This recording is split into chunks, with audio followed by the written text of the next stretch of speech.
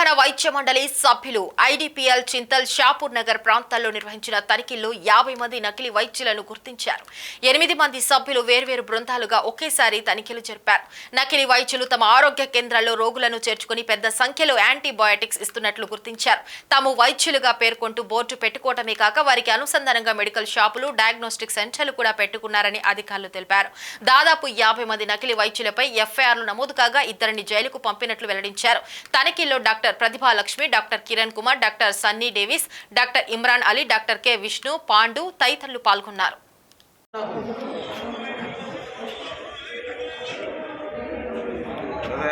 కొత్తగా చేస్తుండే ఏందో మరి కొత్తేసే అటు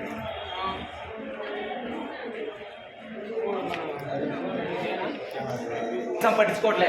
అక్కడ నుంచి నేను దశ చైర్మన్ గారి దగ్గరికి పోయి చైర్మన్తో చెప్పించినా కూడా మళ్ళా చైర్మన్ గారితో చెప్పించినా కూడా అయినట్లే.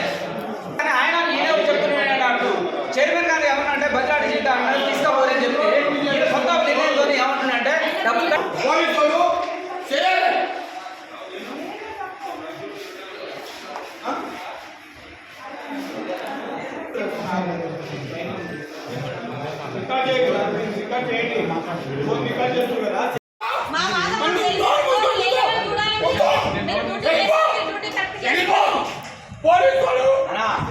ఇక్కడ అయిన బిల్లు 15,000 అయితే 15,000 రూపాయలకు బిల్లు అయితే 40,000 ఎందుకు వేసినావు? శవానికి వేసినావు, నువ్వు శవానికి బిల్లు వేసినావు. నువ్వు శవానికి బిల్లు 40,000 వేసినావా? నువ్వు 15,000 రూపాయల బిల్లు అయితే 15,000కు 40,000 బిల్లు వేసిండు. 40,000 కలిసి 66,000 బిల్లు వేసిండు. నువ్వు ఎందుకు వేసినావు అంటే సమాధానం చెప్పట్లే. నేను చూడు బిల్లు చూడండి, ఆయన చేసిన ట్రీట్మెంట్ 15,000.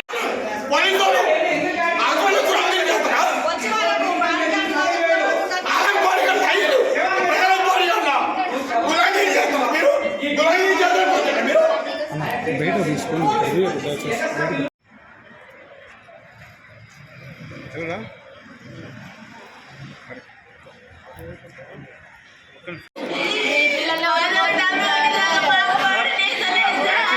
బయట తీసుకోండి, వాళ్ళు బయటకు వస్తారు. ప్లీజ్ అన్న, ప్లీజ్ దయచేసి బయట తీసుకోండి. మీరు ఇక్కడ దిగకూడదు. బయట తీసుకోండి దయచేసి. చూడదు బయట తీయమంటే బయట తీసుకోండి. ఇది ప్రైవేట్ ప్రాపర్టీ ఎట్లా తీస్తారు?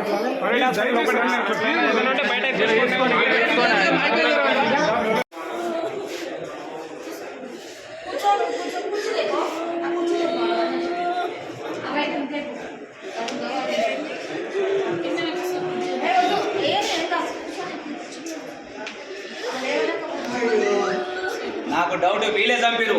తీసుకుపోయిన మంచిగున్న పేషెంట్ని తీసుకుపోయి చంపింది వీలే. దానికి సరైన సమాధానం అడిగితే మనం నవ్వు కూడా సమాధానం చెప్తుండు.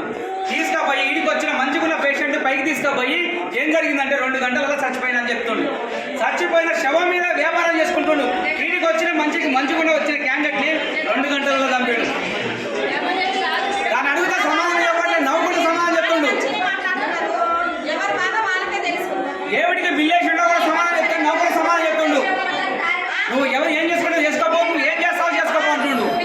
ఏదోటికి ఈ కార్పొరేట్ హాస్పిటల్లో ఇట్లా వ్యాపారం చేసి ఇట్లా మనుషులు చంపడానికి తయారైంది. మందులు మార్చి చంపిరా తమ్ముడా? నాకైతే అదే డౌట్ ఉంది.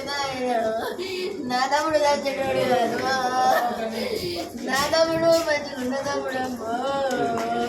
నడిచే తమ్ముడు ఎట చచ్చిపోతాడమ్మా. బండి దిగి గడ్డకు నడి చచ్చిండు.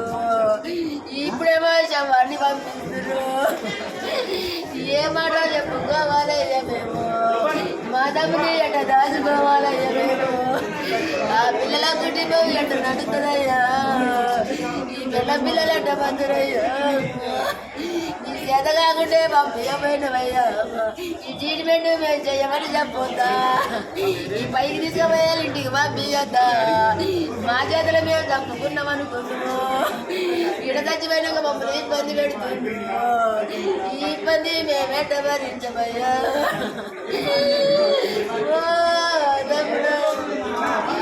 బిడ్డ ఎక్కడేడుతుందిరా? మా డాడీ కావాలంటుంది. ఏడ తెచ్చి బియ్యం డాడీని ఎక్కడికి ఏడుతుండే తమ్ముడా? నా తమ్ముడు నాకు పోయేది తమ్ముడా.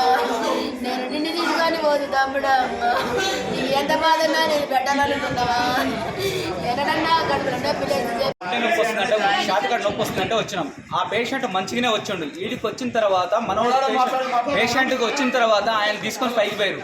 సార్ అంటే మంచిగానే ఉందంటే పైకి తీసుకుపోయి చేపిస్తాను. పైకి తీసుకుపోయిన క్యాండిడేట్కి ఏం జరిగిందో తెలియదు. తీరా 2 గంటల తర్వాత వచ్చి చచ్చిపోయాడని చెప్పాడు. చచ్చిపోయిన 2 గంటల తర్వాత బిల్లు ఆడ చేసిన 15,000 రూపాయలు నాకు బిల్ అయింది. ఆయన ట్రీట్మెంట్ చేసినందుకు 40,000 ఎందుకు యాడ్ చేసినామంటే ఆయన సమాధానం చెప్పట్లే. చైర్మన్ గారితో భద్రాడి కాళ్ళలో పట్టుకుని ఆయన పని చేసి నేను అన్న సార్ ఇట్లా సంగతి అంటే తీసుకోపోంటే ఈయన చచ్చిపోయిన శవాన్ని మీద వ్యాపారం చేసుకొని నేను పంపేను నేను గట్టిస్తా సార్ అని నేను డిమాండ్ చేస్తుంది సార్. ఇట్లా ఈ పేదోళ్ళకి ఇట్లాంటి సరైన కార్పొరేట్ హాస్పిటల్ ఇట్లా ఈ మోపున దోసుకొని తిని శవాల మీద వ్యాపారం చేస్తుండు. నెక్స్ట్ ఇప్పుడు వచ్చే జనాన్ని కూడా ఇదే తెలవాలి.